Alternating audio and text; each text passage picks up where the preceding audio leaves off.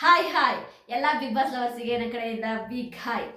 ಗಿಲ್ಲಿ ನಟ ಮತ್ತು ರಕ್ಷಿತಾ ಇವರಿಬ್ಬರು ಬಗ್ಗೆ ನಿಜವಾಗ್ಲೂ ಕೂಡ ಎಲ್ಲ ಕಡೆ ಒಂದು ಕ್ರೇಜ್ ಸ್ಟಾರ್ಟ್ ಆಗ್ತಾ ಇದೆ. ಯಾರ್ಯಾರೆಲ್ಲ ಆಯ್ತಾ ಗಿಲ್ಲಿ ಫ್ಯಾನ್ಸು ರಕ್ಷಿತನ ನೆಗೆಟಿವ್ ಮಾಡ್ತಾ ಇದ್ರು ಅವರೇ ಕೂಡ ಈಗ ಆಯ್ತಾ ರಕ್ಷಿತನ ಬಗ್ಗೆ ಒಳ್ಳೇದು ಹೇಳ್ತಾ ಇದ್ದಾರೆ. ರಕ್ಷಿತನ ವಿಡಿಯೋಗಳನ್ನ ಎಡಿಟ್ ಮಾಡ್ತಾ ಇದ್ದಾರೆ. ಗಿಲ್ಲಿ ನಟ ಮತ್ತು ರಕ್ಷಿತಾ ಅಂತ ಬಂದರೆ ನಿಜವಾಗ್ಲೂ ಕೂಡ ಅವರಿಬ್ಬರು ಮಧ್ಯೆ ಒಂದು ಆಯ್ತಾ ಕೆಮಿಸ್ಟ್ರಿ ಇದೆ, ಒಂದು ಬಾಂಡಿಂಗ್ ಇದೆ. ಇಬ್ಬರು ಕೂಡ ಒಂದು ಒಳ್ಳೆ ಫ್ರೆಂಡ್ಶಿಪ್ನ ಮೇಂಟೈನ್ ಮಾಡ್ತಾ ಇದ್ದಾರೆ. ಇಬ್ಬರು ಕೂಡ ಫನ್ ಮಾಡ್ತಾರೆ. ತುಂಬಾ ಖುಷಿ ಆಗುತ್ತೆ ಅದನ್ನು ನೋಡಿದಾಗ.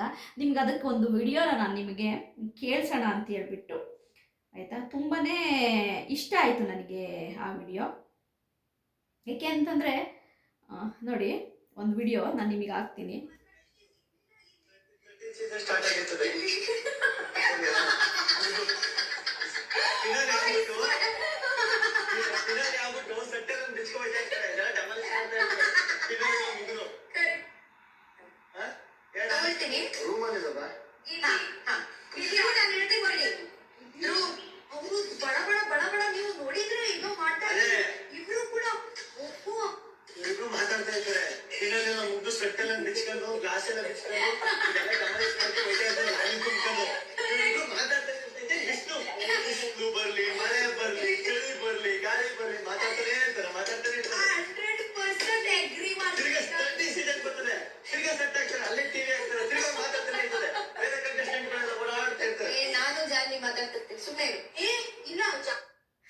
ಏನು ಗೊತ್ತಾ, ಕಿಚನಲ್ಲಿ ಅಶ್ವಿನಿ ಗೌಡನು ಮತ್ತು ನಮ್ಮ ಗಿಲ್ಲಿನೋ ರಕ್ಷಿತನೋ, ಅಂದರೆ ಅಶ್ವಿನಿ ಗೌಡ ರಕ್ಷಿತ ಅಡುಗೆ ಮಾಡ್ತಾ ಇದ್ದಾರೆ. ನಮ್ಮ ಗಿಲ್ಲಿ ನಟ ಕಾಮಿಡಿ ಮಾಡ್ತಾ ಇರೋದು. ಅಂದರೆ ಅಶ್ವಿನಿ ಗೌಡ ಧ್ರುವಂತ ಹತ್ರ ಮಾತಾಡ್ತಾ ಇರ್ತಾರಲ್ವ, ಅದನ್ನ ಕಾಮಿಡಿ ಮಾಡ್ತಾ ಇರೋದು. ಅಂದರೆ ನಮ್ಮ ಗಿಲ್ಲಿ ನಟನು ರಕ್ಷಿತನು ಏನು ಕಾಮಿಡಿ ಮಾಡ್ತಾ ಇರೋದು ಅಂತಂದರೆ, ಇವರಿಬ್ಬರು ಬಿಗ್ ಬಾಸ್ ಕನ್ನಡ ಸೀಸನ್ 12 ಮುಗಿದು ಸಟ್ಟೆಲ್ಲ ಪ್ರಾಪರ್ಟಿ ಎಲ್ಲ ತಗೊಂಡು ವಾಪಸ್ ಹೊರಟೋದ್ರೂ ಕೂಡ ಮಾತಾಡ್ತಾನೆ ಇರ್ತಾರೆ. ಅವ್ರಿಗೆ ಗೊತ್ತೇ ಆಗಲ್ಲ ಬಿಗ್ ಬಾಸ್ ಮುಗ್ದಿದೆ ಅನ್ನೋದೇ. ಮತ್ತೆ Bigg Boss Kannada season 13 start ಆಗಿ ಹೊಸ ಕಂಟೆಸ್ಟೆಂಟ್ ಬಂದ್ರೂ ಕೂಡ ಇವರಿಬ್ರು ಮಾತಾಡ್ತಾನೆ ಇರ್ತಾರೆ, ಮುಗಿಯೋದೇ ಇಲ್ಲ ಅನ್ನೋದನ್ನ ನಮ್ಮ ರಕ್ಷಿತನು ಮತ್ತು ಗಿಲ್ಲಿ ನಟನು ಕಾಮಿಡಿ ಮಾಡ್ತಾ ಇದ್ದಾರೆ. ನಾನು ಅದನ್ನೇ ಹೇಳಿದ್ದು, ಅಂದರೆ ಅವರಿಬ್ರು ಆಯ್ತಾ ಅವರಿಬ್ರು ಜೊತೆ ಸೇರಿದ್ರೆ ಕಾಮಿಡಿ ಇರುತ್ತೆ, ಫನ್ ಇರುತ್ತೆ, ನೋಡೋಕ್ಕೆ ತುಂಬ ಎಂಟರ್ಟೈನ್ಮೆಂಟ್ ಆಗಿರುತ್ತೆ. ಕೆಲವೊಂದು ಲೈವಲ್ಲಿ ಸಿಗುವಂತಹ ಕೆಲವೊಂದು ಫನ್ನಿ ವಿಡಿಯೋಗಳು ನಿಜವಾಗ್ಲೂ ಕೂಡ ಸೂಪರ್ ಆಗಿರುತ್ತೆ. ನನಗಂತೂ ನೋಡಿ ತುಂಬ ಖುಷಿ ಆಯಿತು.